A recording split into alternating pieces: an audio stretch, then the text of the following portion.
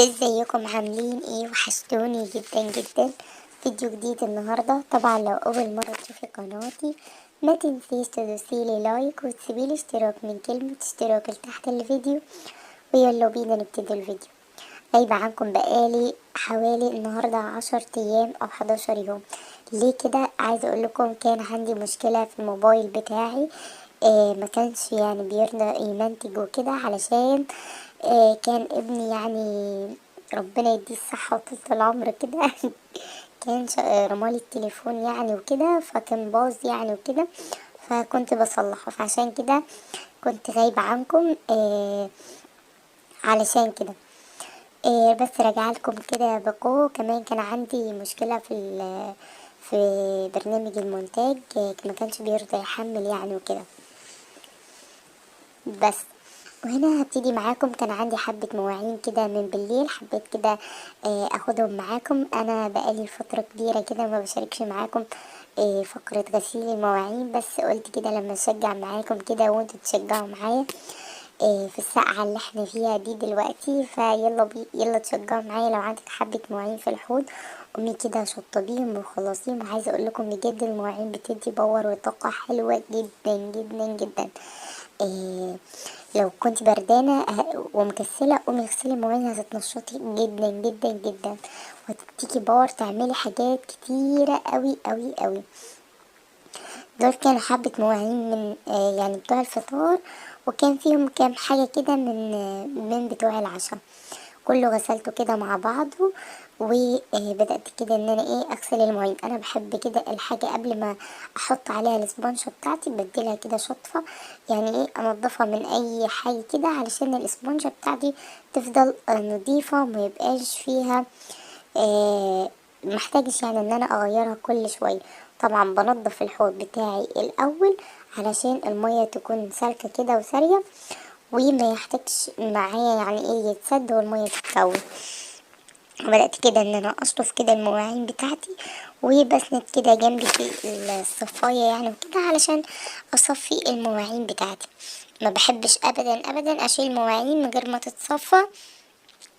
دي خاصة لو انت عندك المطبخ بتاعك خشب. الخشب بيتفاعل مع المية، فبيعمل كده زي بكتيريا كده بتطلع حشرات كده معينة. فلازم لما تيجي تدخلي المواعين بتاعتك لازم تكون ناشفة تماما. وكمان الحشرات دي يعني بتبوظ الخشب خالص. فلازم ان احنا لما نيجي نعمل المواعين بتاعتنا ننضفها كده كويس، ننشفها كويس ونشط تكون كده متصفية كويس. وبعد كده نشيلها كده في الدولاب بتاع المطبخ يعني وكده. وهنا كنت خلصت كده حبة المواعين، ما كانوش كتير بصراحة، كانوا حبة كده صغيرين. تعالوا ندخل بعد كده هنحضر كده الاكل كده مع بعض. هعمل شوية مكرونة معاكم حلوين جدا جدا، وهعمل حبة كمان ني في ني. تعالوا اوريكم الطريقة بتاعتي او انا بعمله ازاي. بصوا بجد هتعمل شوية مكرونة حلوين جدا، وكمان من غير ما ياخدوا معاكي اي وقت ولا مجهود. هعملهم ازاي؟ عندي كده شوية مكرونة كده الحلزونة دي، وحطيت كده شوية زيت. طبعا المكرونة بتتعمل بزيت، انا ما بحبش اعملها بسمنة. لو انت حابة المادة الدهنية بتاعتك دي براحتك، انت تقدري تستخدمي المادة الدهنية اللي تريحك واللي تحبيها واللي تعجبك، او كمان المتوفرة عندك. يعني تحطي زبدة، حطي سمنة، حطي براحتك. كمان تستخدمي نوع المكرونة اللي تحبيها وتريحك وتعجبك. انا استخدمت المكرونة الحلزونة دي زي ما انتم شايفين، حلوة جدا. كمان يعني بتنفع معاكي للاطفال، بتتاكل بسهولة، بتكون حلوة جدا. كمان يعني انا حسيت الكمية صغيرة، بس دول كانوا اخر شوية عندي، فاحط عليهم شوية من المكرونة السباكيتي وبس. هكسرها علشان تضاعف معايا الكمية مش اكتر. بس دي كانت الكمية بتاعتي. بضيف لها البهارات بتاعتها: كزبرة وفلفل اسود وكمون سنة صغيرة وملح ومرق الدجاج. وضيفي سنة بهارات فراخ كده حلوة عشان تديلها نكهة كده جميلة وتكون حلوة. بس دي البهارات بتاعتي، مش هضيف اكتر من البهارات دي. طبعا هنزل دلوقتي بالصلصة. عندي صلصة هارفست حلوة جدا جدا جدا، من افضل انواع الصلصة اللي استخدمتها. بس انا معرفش دي في تبع المقاطعة ولا من غير المقاطعة. اكتبولي في الكومنتات من تحت وكده. هديلها كده تقليبة. هنزل بشوية صلصة كده حلوين واقلبهم لحد ما المكرونة بتاعتي كلها تتغلف كده بالصلصة. وهنزل هنا بشوية مكرونه الاسباجيتي، وهضاعف كده الميه لحد ما احس يعني اغطي المكرونه بتاعتي، وهيكون ده المقدار بتاعي. حسيت انها هي محتاجه اضيف ميه مغليه، ما تضيفيش ميه من الحنفيه ولا حاجه، ضيفي ميه مغليه. بصوا شايفين شكل المكرونه كان عامل ازاي؟ كانت خطيره وبجد بجد كانت تحفه وحلوه جدا جدا جدا.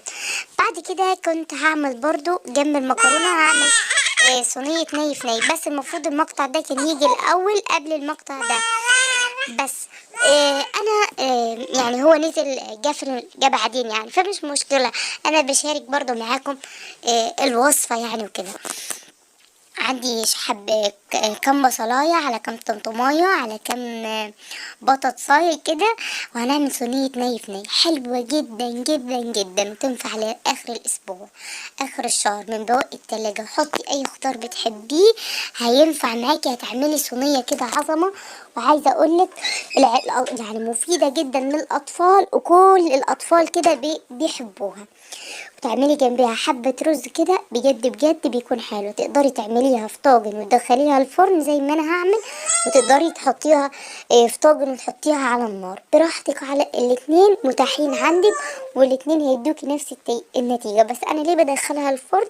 علشان انا بحب اديلها وش كده من فوق ومن تحت، والطماطم كده تغير لون، بتكون طعمها يعني بالنسبة لي بيكون احلى وافضل بكتير. بس برش البهارات بتاعتي. كنت عامله في طبق كده كزبره على فلفل اسود على كمون على ملح وشويه ومكعب مرقه، كلهم كده عاملاهم مع بعض. وبين كل طبقه بطاطس وطبقه طماطم وطبقه فلفل برش كده حبه كده حلوين. وظبطي الملح طبعا من البدايه، علشان البطاطس بتشرب بصل، فلازم والطاجن يكون متظبط ملحه كده كويس. بس ما تقليش ايدك في الملح كتير علشان ما تقطعش منك ملح. يعني يعني لو خليتيها عدم افضل من انك تخليها مالحه وكده. واحط كده من فوق طبقه الطماطم وارش عليها رشه زيت كده، وهسيبها وادخلها الفرن لحد ما تستوي. انا هعمل جنبها ايه؟ انا هعمل جنبها رز، مش هعمل اي حاجه. احط كده حبه زيت، تقدري تحطي زيت زيتون زيت عادي براحتك. كله متاح، الاتنين حلوين. انا استخدم زيت عادي زيت ذرة عادي. وهنزل كده بالرز بتاعي هعمله حبه وحبه، هفضل اقلب فيه لحد ما ايه يغير كده من اللون. بحب جدا لما بقلب رز او شعريه او مكرونه او اي حاجه بحب احط لها الملح. الملح بيساعدها انها بتستوي اسرع، وكمان كلها بتتغلف بالملح وبتديكي تيست حلو جدا جدا في السوا، يعني في الطعم في النهاية. بتكون كل رزاية كده ايه واخدة حقها ومتملحة كويس، وكمان بتخليه ما بيعجنش. ده لو رز يعني. ولو مكرونة ما تعجنش منك حتى لو زودت مية شوية، بس مش كتير طبعا. بس وانا ضفت كده ايه ببتدي كده اقلب. وكنت ايه يعني انا الرز ما مش دايما بحط له ميه سخنه، دايما بحط له ميه من الحنفيه عادي. والرز اهم حاجه فيه ان احنا نغطيه كويس علشان يدينا سوا حلو. غطي الرز كده بالميه بس، ما تزوديش اكتر من كده. وهي شايفين شكل الرز بتاعي مفلفل وخطير ازاي. وبس، وده كان الفيديو بتاعي النهارده. يا رب يعجبكم. ما تنسونيش في اللايك والاشتراك، وتسيبولي كومنتات حلوه منكم. اشوفكم في فيديو جديد. مع السلامه.